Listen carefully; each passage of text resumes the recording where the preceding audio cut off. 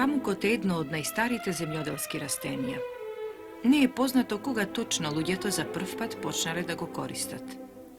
Се предпоставува дека човекот почнал да собира памучни влакна од дивите видови памуци уште пред 20 до 30.000 години. Памукот се размножува со семе. Памучното семе се одделува од влакното.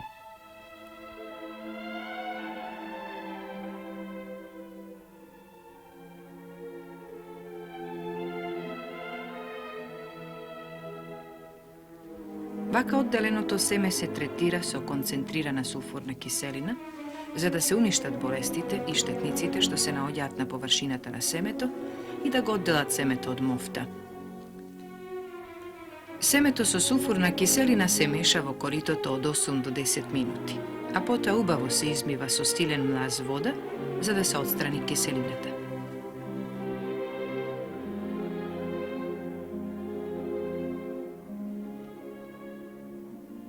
Измиеното семе се суши во специјални сушилници, а потоа во провевни простории. Откако семето добро ќе се исуши, се селектира со селективни машини, при што се издвојуваат скршените и недозреаните од здравите и зрели зрнца, способни за репродукција. Најдоброто и изедначеното по големина и тежина семе поминува преку апарат за запрашување со хемиско заштитно средство да се заштити од повторно заразување од некои болести и штетници, додека е складирано во магацините. Од претходната правилна и навремена обработка на почвата во предсеидбената фаза зависат и приносите на оваа култура. Навремената сеидба е многу важна за поникнување и за натамошниот развој на растението. Времето на сеидбата е зависно од температурата и содржината на влагата во почвата. Во наши климатски услови, оптималниот период за сеидба се смета од 25 април до 5 мај. Во тоа време температурата во почвата изнесува од 13 до 15 степени, а влагата е доволна за поникнување.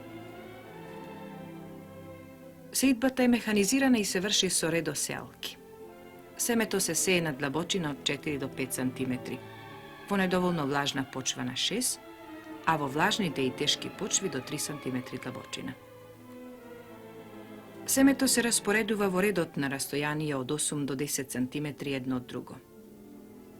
Меѓу редовите растојанието изнесува 60 см. Памукот спаѓа во дикотиледоните растенија. Од котиледоните растението се храни се до појавата на првите листови кои се способни да вршат фотосинтетска асимилација. По поникнувањето памукот расте бавно и скоро незабележливо. Првиот вистински лист се формира по 12-тиот ден, а потоа на секои до 3-4 дена се појавуваат наредните лисја. Памукот потекнува од тропскиот појас на земјината топка. Тоа е растение што бара многу светлина и со право се наречува дете на сонцето. Биолошки памукот е отпорен на суша. Добро издржува продолжено сушно време благодарение на длабокиот и силно развиен коренов систем. Во услови на продолжена облачност, дождливо време и сенка, растението расте бавно, а и приносите значително се намалуваат. Памукот е жбунесто растение со развиени моноподијални и симподијални гранки. Лисјата на стеблото се поголеми од оние на гранките и се расечени на 3, 5 или 7 дела. Горната површина на листот е мазна, а долната е обрасната со мов.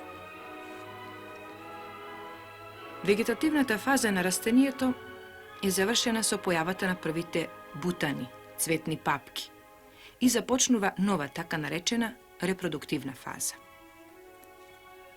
Од поникнувањето на памукот до првите бутани минуваат 40 дена. Во пазувите, меѓу третиот и шестиот лист, се формира првата цветна пупка.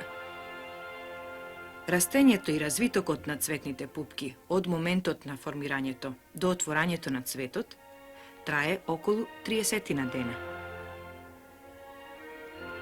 Цветот на памукот е единечен и едар.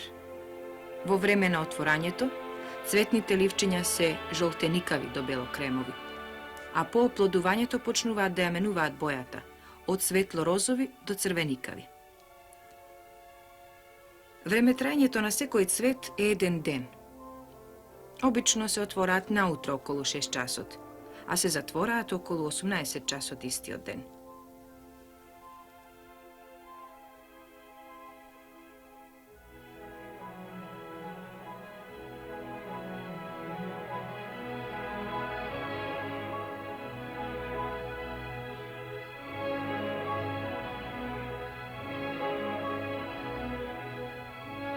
Плодот на памукот е чушка.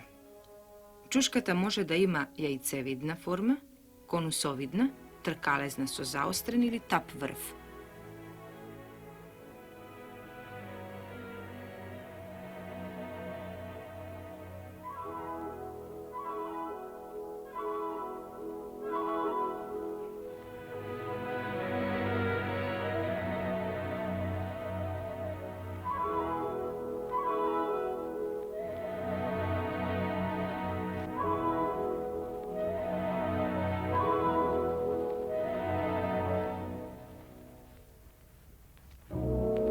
Плодот е преграден со внатрешни прегради од 3 до 5, а поретко и до 7 прегради.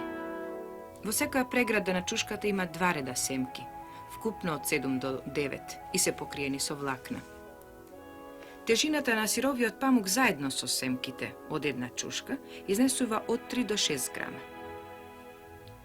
Пукањето на чушките во наши услови е продолжено и трае од 2 до 2,5 месеца.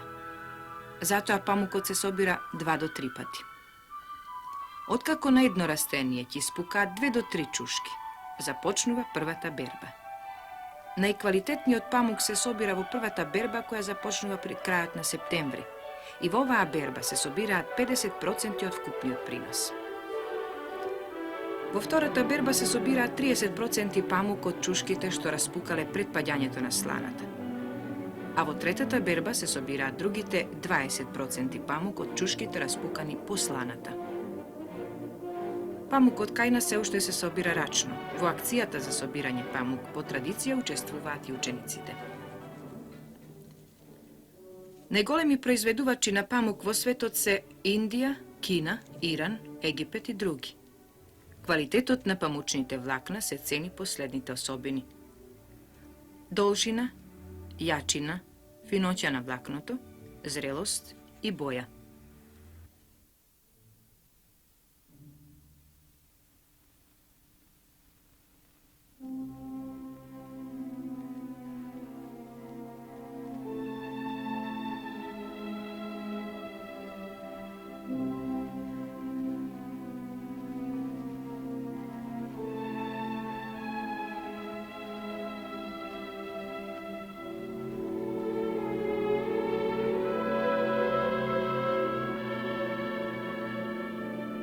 Откако памукот се собира со помош на специјални машини, мегани, се издвојува влакното од семето. Семето по форма е јајцевидно, повеќе или помалку заострено, по боја е темно кафеаво. Дел од семето оди на преработка и се употребува за сејдба, другиот дел се носи во фабриките за масло или пак се употребува за исхрана на добитокот.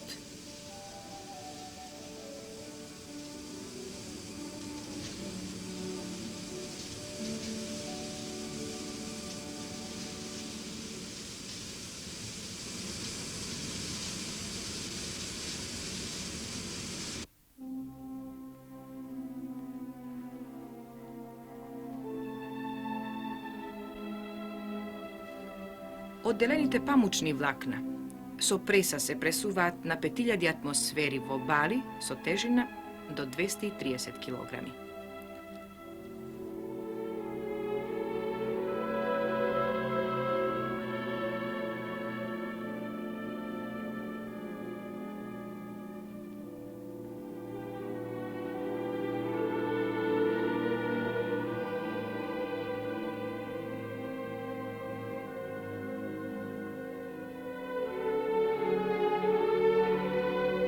Балираниот памук оди на преработка во Македонка од Штип, најголемиот памучен комбинат во Југославија.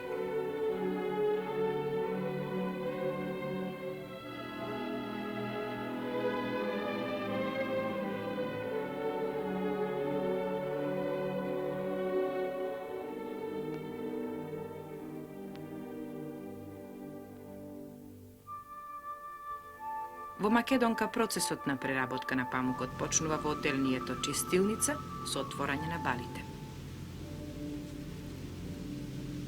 Отворените бали се поставуваат на бескрајната лента. Памукот автоматски се внесува во машината.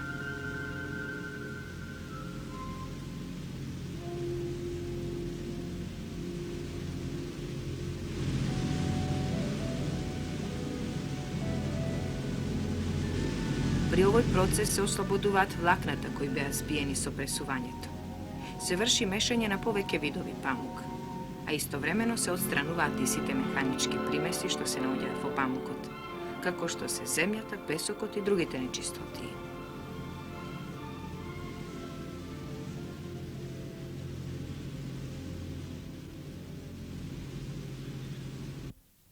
Вака исчистениот и разлакнет памук по пнеуматски пат преку цевки оди во машините за кардирање влачење.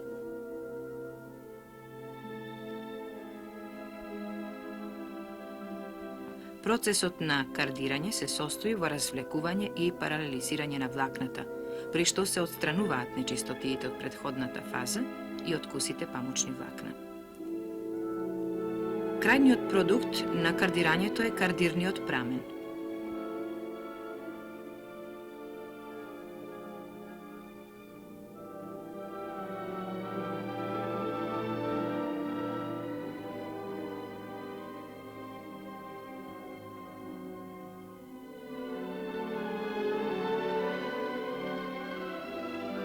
Кардирните прамени одат на следната фаза развлекување. Овде степенот на паралелизацијата на влакната се зголемува и се подобрува рамномерноста на кардирниот прамен.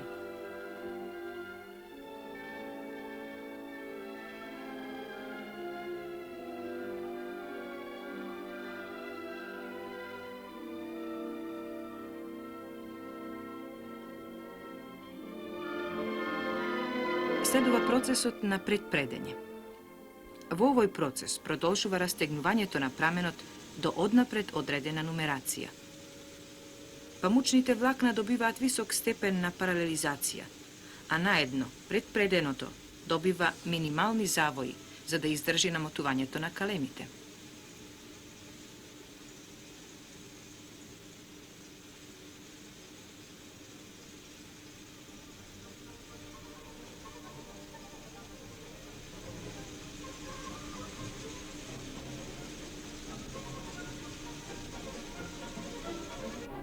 Предпреденото, намотано на калемите, оди во одделението за предпредење на така наречените прстенести предилници. На овие машини предпреденото се растегнува до саканата нумерација. Се преде и му се даваат одреден број завои.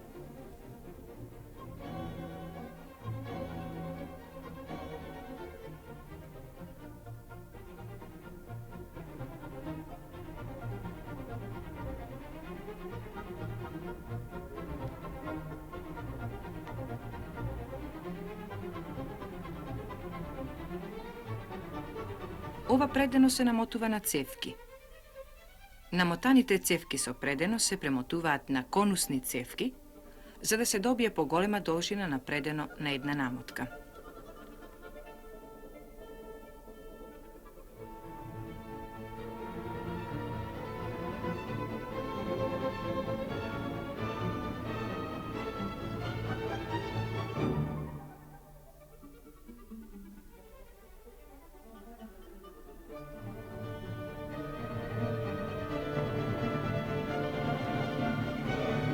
Во оваа фаза се чисти преденото минувајќи преку механички или електронски чистачи. Конусните намотки од одделението за премотување одат во одделението за подготовка на преденото за ткаење.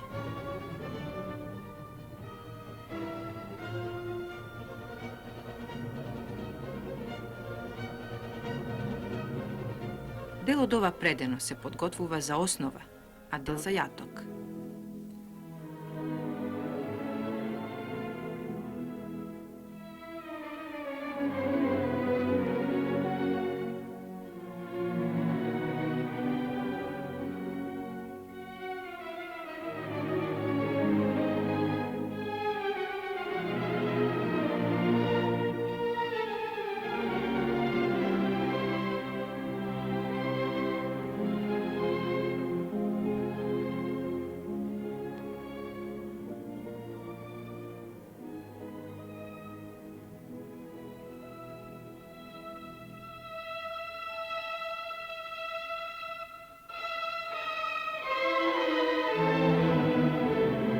Преденото за основа се поставува на машини за сновање. Одреден број конци, со одредена должина и широчина, се намотуваат паралелно на сновалните валци.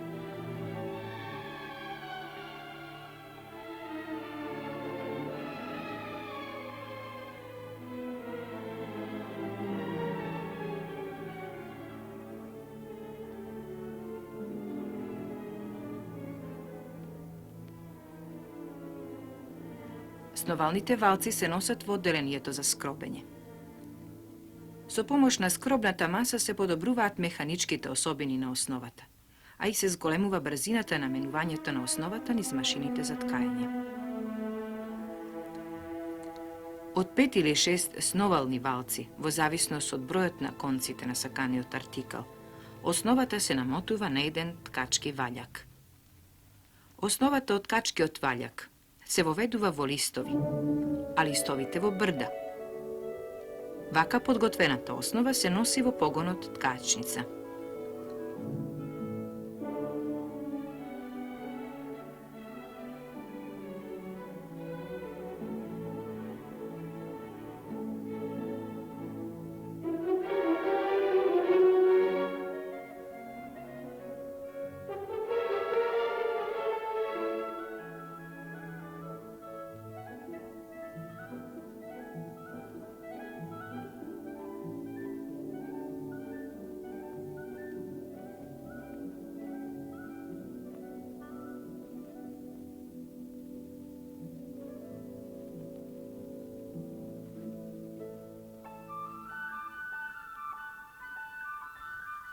Истовремено, кога се подготвува основата, се подготвува и дел на преденото, наменето за јаток.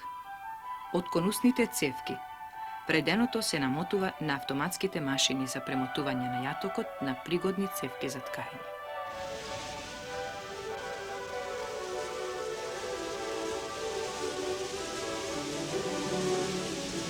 Ткањето всушност е преплетување на конците од основата и јатокот, односно од два система конци се добива ткаенина.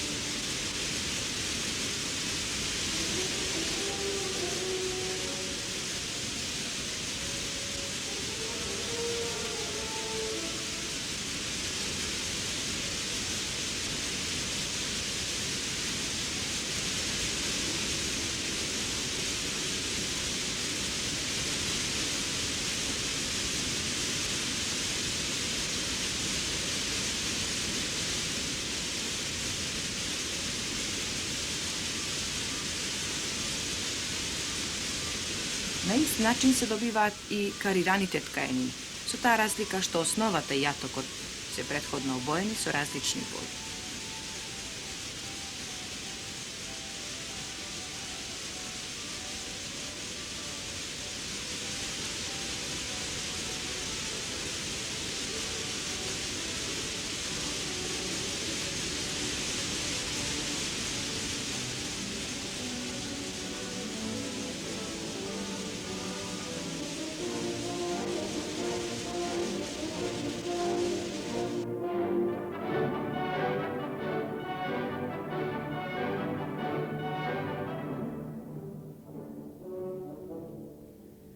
Искаените платна одат на машинско и рачно чистење, каде што се отстрануваат невткаените конци и јазли што не се вклопени во конструкцијата на ткаенината.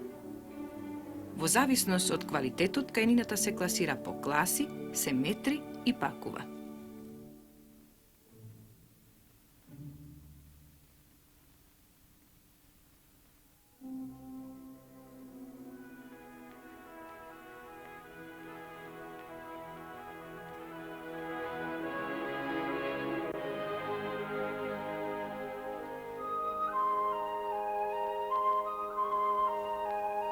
Сировата ткаенина се бели со оксидациони средства како што се натриум хипохлорид и водороден супероксид.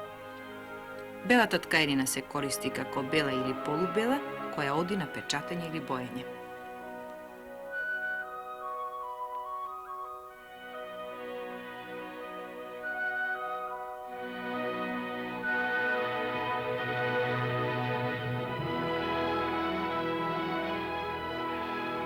Pečatenjето na белата ткаенина се врши на два начина.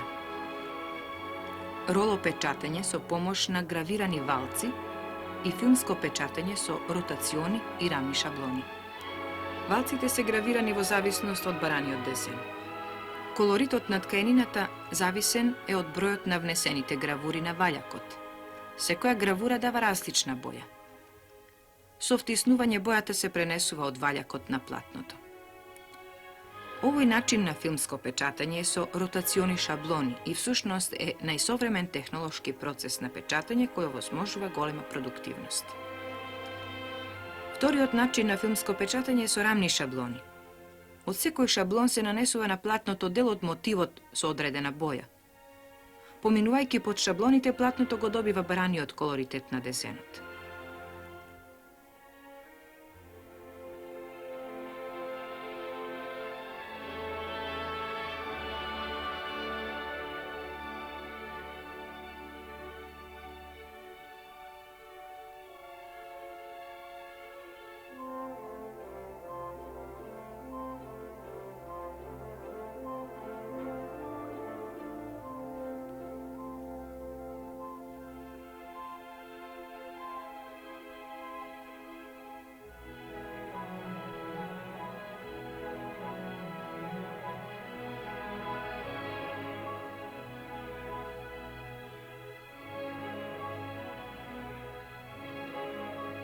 Вака печатената ткаенина оди на фиксирање на бојата.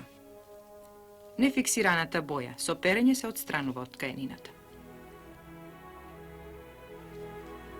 Во одделот за доработка, ткаенината се апретира, со што се подобруваат физичките особини и естетскиот изглед на платното. Овде ткаенините се метрат и намотуваат, а од тука одат или во трговијата за широка потрошувачка, или пак на конфекцијска изработка. Поголемиот дел од ткаенините на Македонка одат на конфекцирање во погоните на конфекцијската фабрика Астибо. Всушност, овој наш конфекцијски гигант потекнува од памучниот комбинат Македонка, а како самостојна организација под името Астибо работи од 1968 година.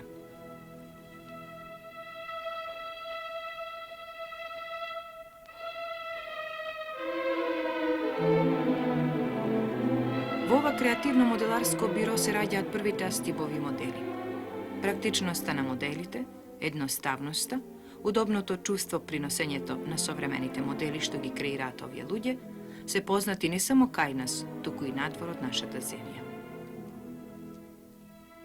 Откако замислата на прифатениот модел ќе биде реализирана, се пренесува на хартија и се шаблонизира.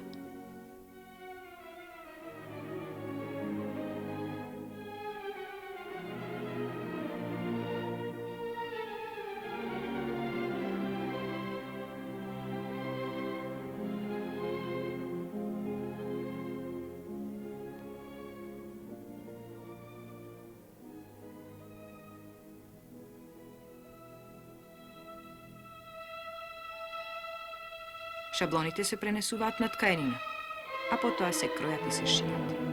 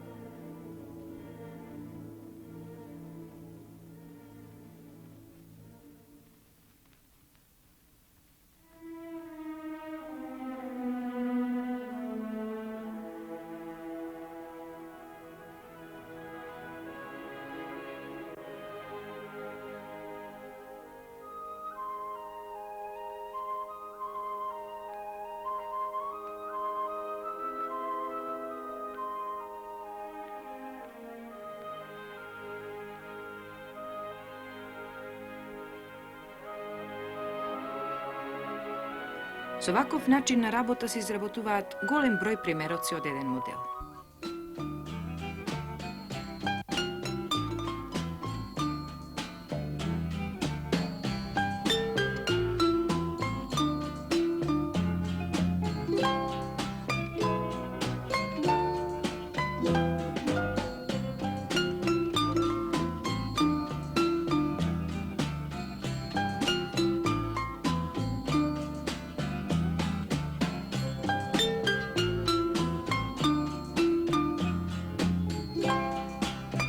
запознавање на трговците и потрошувачите со произведените модели, конфекцијата за секое годишно време приредува посебна модна ревија.